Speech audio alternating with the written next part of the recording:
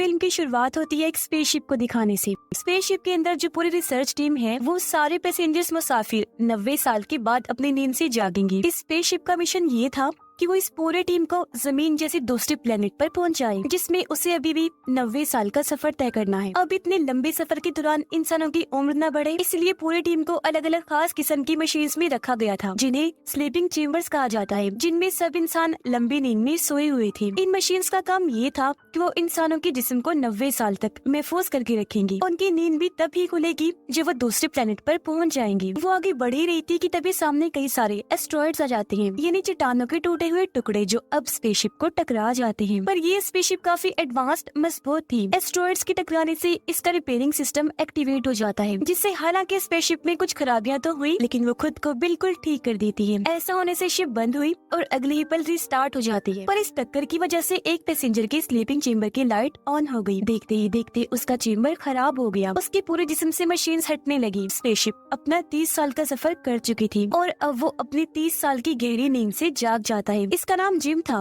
वो उठकर आगे बढ़ा। अब पहले तो उसे काफी चक्कर आ रही थी, लेकिन कुछ ही देर में वो बिल्कुल नॉर्मल हो जाता है। अब जिम उस हॉल में जाता है जहाँ सफर खत्म करने के बाद सारे पैसेंजर्स ने जमा होना था, क्योंकि यहाँ इनकी तब मीटिंग होने वाली थी। मगर जाहिर है उसने देखा कि इस हॉल में कोई भी नहीं है। वो पूरे स्पेसशिप में बाकी सभी पैसेंजर्स को ढूंढने लगा, लेकिन उसे अपने अलावा वहाँ कोई भी नहीं मिला। वो कंट्रोल रूम में मदद मांगने के लिए जाने लगा, पर उसका दरवाजा लॉक था, क्योंकि इसे कंट्रोल रूम के मेंबर की आईडी से ही खोला जा सकता था या फिर टीम के हेड की। इसलिए अब जिम सिस्टम से ही अपनी लोकेशन की डिटेल्स निकलवाता है, ताकि वो पता कर सके कि इस वक्त स्पेसशिप कहाँ है। जहाँ उसे पता चल गया कि वो अपनी मंजिल यानी उस प्लेनेट से 90 साल दूर है, यानी कि वो 90 साल पहले ही जाकर अपने स्लीपिंग चेम्बर से एक्टिवेट हो गया है। वो काफी मायूस हो गया, वहाँ से जाने लगता है। मगर तभी उसकी नजर सामने गई। उसे लगा कि वहाँ कोई इंसान है, तो जिम उस तरफ ही जाने लगा, जहाँ उसे पता चला कि वो इंसान नहीं बल्कि इंसानी शक्ल वाला रोबोट है। अब जिम को वहाँ एक औजार मिला, जिसकी मदद से वो अपने स्लीपिंग चेम्बर को ठीक करने की कोशिश करता है, मगर इस चीज में वो नाकाम ही रहता है। इसके बाद जिम कंट्रोल रूम में भी जाने की कोशिश करता है, औजारों से उसके दरवाजे को काटने की कोशिश करता है, मगर वो इतना मजबूत दरवाजा था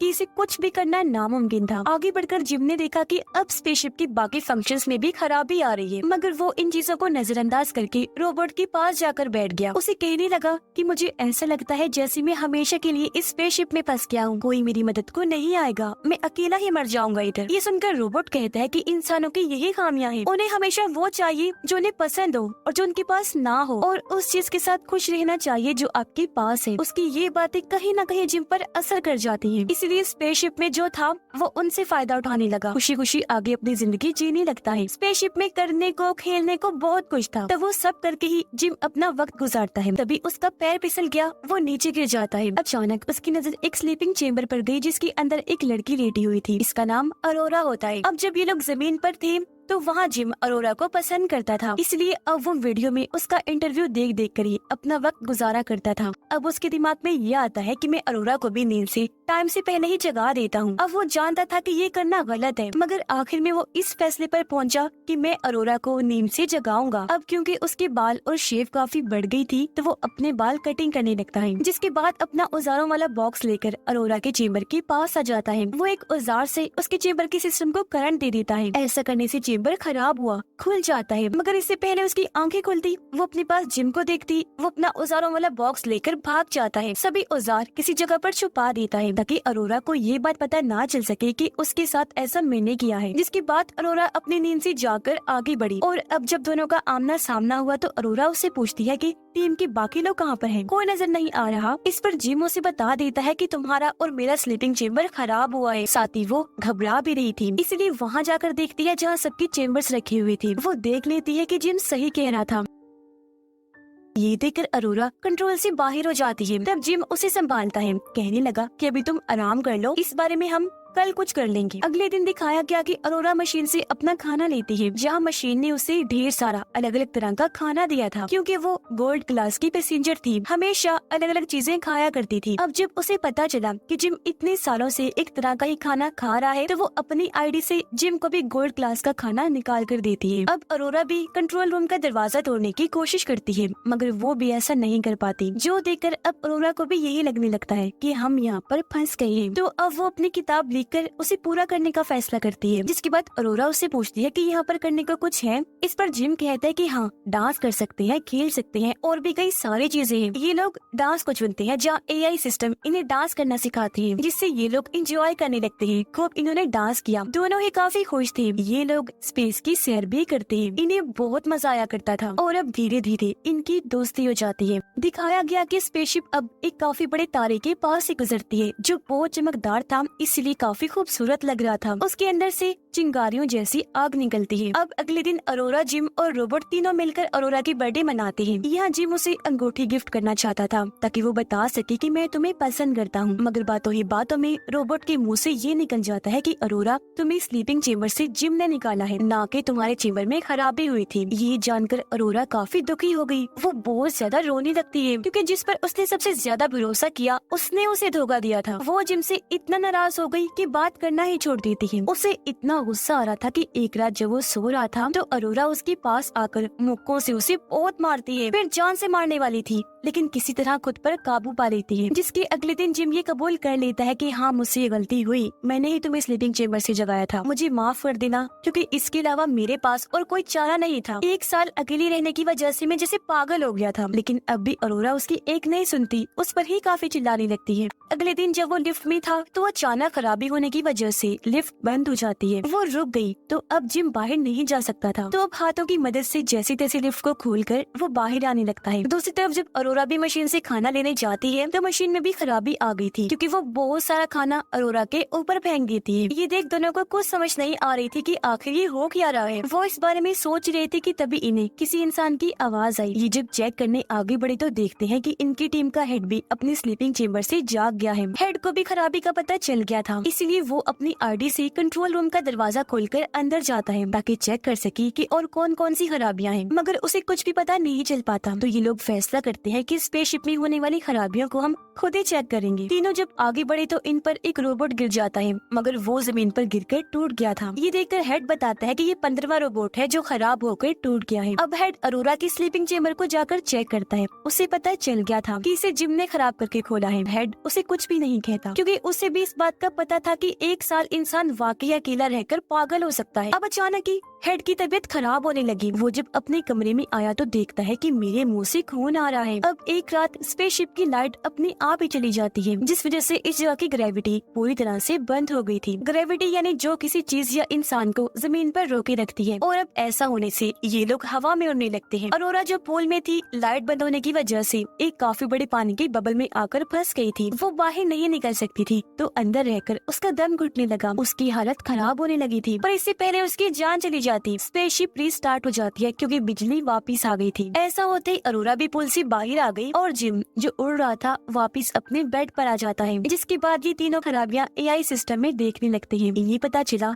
कि शिप में तो बहुत सारे मसले हैं। अब ये लोग पावर सप्लाई वाले एरिया में आए थे जहाँ बिजली की पूरी स्टोरेज थी, पर यहाँ आकर हेड बेहोश हो जाता है। अब उसके जिस्म को जब पूरा स्कैन किया गया तो पता चला कि हेड को तो 612 बीमारियां हैं, जिस वजह से धीरे धीरे उसके टिश्यूज खत्म हो रहे हैं, यानी कुछ ही टाइम में वो मर जाएगा। अपने बारे में ये सब जानकर हेड बहुत ज्यादा दुखी हो गया। वो इन दोनों को अपने पास बिठाकर कहता है कि मेरी बात सुनो, मेरे बाद एक दूसरे का ख्याल रखना और प्यार से रहना। वो इन्हें अपनी ID भी दे देता है ताकि ये यहाँ पर रुककर कुछ भी कर सके, और बस इसी के साथ उस बेचारे की मौत हो जाती है। उसकी लाश को वही छोड़कर अरोरा और जिम शिप की खराबियों को ठीक करने के लिए आगे बढ़े, मगर तभी अचानक एक ऐसी खराबी आई कि ये दोनों और आसपास की हर चीज हवा में उड़ जाती है। रोबोट में भी ऐसी गड़बड़ी आ गई कि वो खुद को ही नुकसान पहुंचा रहा था, जो देखकर अरोरा जल्दी से उसके पास गई, उसके सिस्टम को ही बंद कर देती है। जिसके बाद वो दोनों एक बार फिर आगे बढ़ के स्पेसशिप के सारे हिस्सों को बदलने लगते हैं। ऐसा करने के बाद वो पावर सप्लाई रूम के बाहर आए। इन्होंने जैसे दरवाजा खोला तो अंदर एक काफी बड़ा सुराख था, जिसकी तरफ अब ये दोनों खींचने लगते हैं, मगर ये खुद को कंट्रोल करके उस सुराख को बंद कर देते हैं। खुद को संभालने के बाद इन्होंने देखा कि शिप में उस जैसे और भी कई सारे सुराख हैं, और अब जब ये मेन पावर सप्लाई के सिस्टम के पास आए तो पता चला कि बिजली का पूरा सिस्टम खराब हो गया है। इसलिए वो जल्दी से सभी हिस्सों को बदलने लगते हैं, मगर खराबी की वजह से स्पेसशिप में हीट गर्मी इकट्ठा होने लगती है, जिसे बाहर निकालने के लिए इन्होंने लीवर खींचा, पर गेट खुलता ही नहीं। और अब अगर जल्दी हीट को बाहर ना निकाला गया तो यहाँ धमाका हो जाएगा। ये देखकर जिम अब खुद ही सूट पहनकर बाहर आया और उस तरफ जाने लगता है जहाँ से हीट को बाहर निकालना था। शिप के अंदर का टेम्परेचर काफी बढ़ गया था,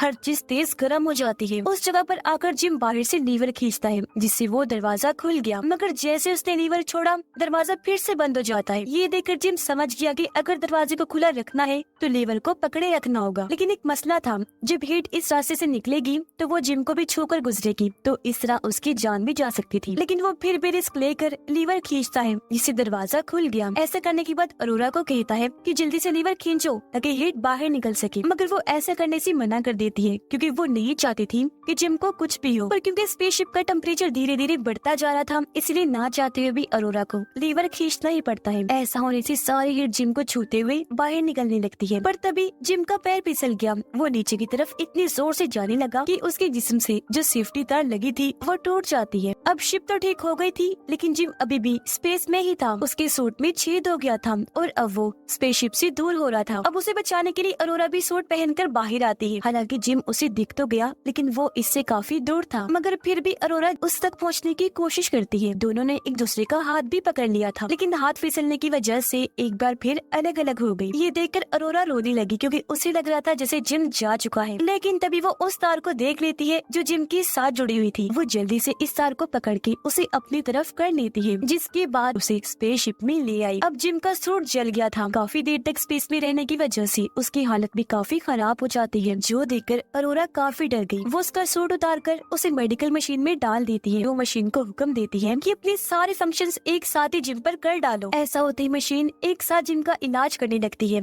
मगर उसकी हालत में जरा भी बदलाव नहीं आता। मगर खुशकिस्मती से कुछ ही देर में जिम की आंखें खुल जाती है, जो देखकर अरोरा बहुत ज्यादा खुश हो जाती है। जिम की हालत बेहतर होते ही ये दोनों पूरे स्पेसशिप को ठीक कर देते हैं, जिसके बाद इज्जत के तौर पर हेड की लाश को कपड़े पहनाकर बैज लगाते हैं और उसे स्पेसशिप में छोड़ दिया जाता है। अब जिम को एक और स्लीपिंग चेंबर मिलता है जो बिल्कुल ठीक था। उसमें इन दोनों में से कोई एक जाकर सो सकता था, इसलिए वो अरोरा को कहता है कि तुम वापस जाकर लेट जाओ, फिर 90 साल के बाद ही जागना, जहाँ तुम्हारी आंखें खुलने पर तुम्हारे सामने वो दूसरा प्लेनेट होगा। मगर अरोरा उसे ऐसा करने से मना कर देती है कि नहीं, मैं तुम्हें अकेला छोड़ के नहीं जाऊंगी, हम साथ मिलकर रहेंगे, जो भी अंजाम होगा मैं उसके लिए तैयार हूँ। ये कुछ और साल यहाँ गुजारते हैं, जहाँ एक दिन जिम अरोरा को वो अंगूठी दे ही देता है, जो पहनकर वो बहुत ज्यादा खुश हो जाती है। और अब इसके बाद हम सीधा पूरे 90 साल के बाद का वक्त देखते हैं, जहाँ वो स्पेसशिप आखिरकार उस प्लेनेट तक पहुँच गई थी, यानी अपनी मंजिल तक। ऐसा होते ही सभी मेंबर्स नींद से जाग जाते हैं, पर जब ये स्पेसशिप से उतरने लगी तो इन्होंने देखा कि पूरे स्पेसशिप में पेड़ पौधे उगे हुए हैं, जो अरोरा और जिम ने उगाए थे। पर क्योंकि इतने साल गुजर गए थे तो उनकी मौत हो गई थी, मगर उन्होंने काफी सारे अच्छे कामों में से ये भी किया कि स्पेसशिप को ठीक कर दिया, तभी ये लोग अपनी मंजिल तक पहुँच पाए। और इसी के साथ ये कहानी इधर ही खत्म हो जाती है।